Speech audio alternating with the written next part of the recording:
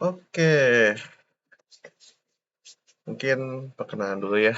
Nama saya Adika Sasa Priyatna. Di sini saya apa ya? eh akan menjelaskan atau mungkin akan menceritakan mengenai virtual tour dari Huge Montfort's Bridge.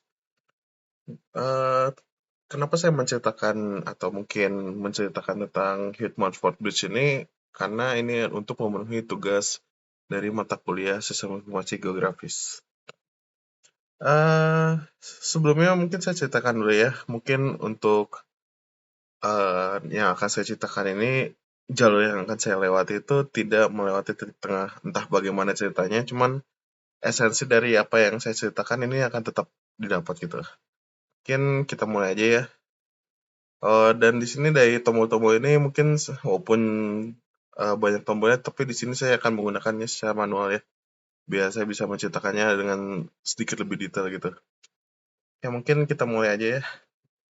Di sini saya berusaha untuk menceritakan eh, atau mungkin lebih tepatnya kenapa saya memilih Hugh Montfort Bridge gitu kan, sedangkan di London sendiri kan jembatannya tuh ada banyak tuh kan, ada Waterloo, mungkin kita bisa lihat ya di sini namanya Waterloo gitu kan, di bawahnya juga ada Westminster gitu. Tapi kenapa Hugh Montfort Bridge yang saya pilih mungkin akan kita lihat sebentar lagi.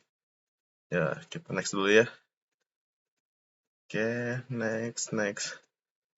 Oke, di sini kita udah mulai ngeliat ya jalan-jalan khas di London nih, sangat sempit gitu kan. Mungkin sedikit cerita aja atau mungkin sedikit fun fact ya, kenapa jalan-jalan di London itu kayak sempit-sempit gitu kan. Ini tuh mungkin lebih karena London tuh kota yang sangat-sangat tua gitu.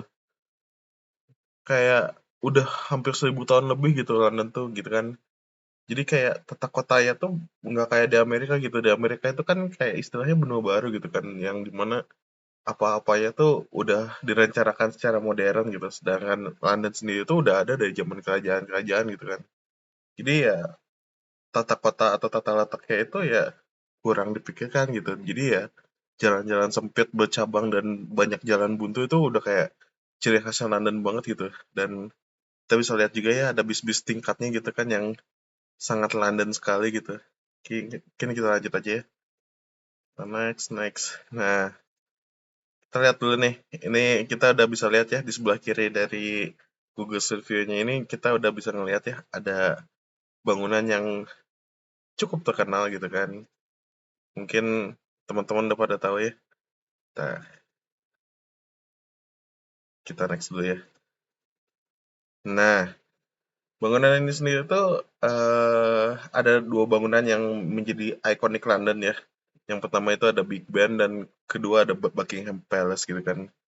Buckingham Palace sendiri mungkin kalau di Indonesia itu udah kayak apa ya, istana presiden lah ya. Jadi ini tuh tempatnya raja dan ratu di Inggris sana untuk tinggal gitu. Dan yang menjadi apa ya, ikoniknya lah gitu. Mungkin kita lanjut aja ya. Jadi ini tuh di antara nggak kelihatan. Harusnya tuh ada satu bangunan ikonik lagi gitu yang kalau di London tuh kalau biasa orang-orang nonton film-film yang basisnya di London mungkin kayak Sherlock Holmes atau apa-apa pasti pernah ngeliat yang kayak ada satu apa ya, biang lala kali ya, biang lala besar gitu.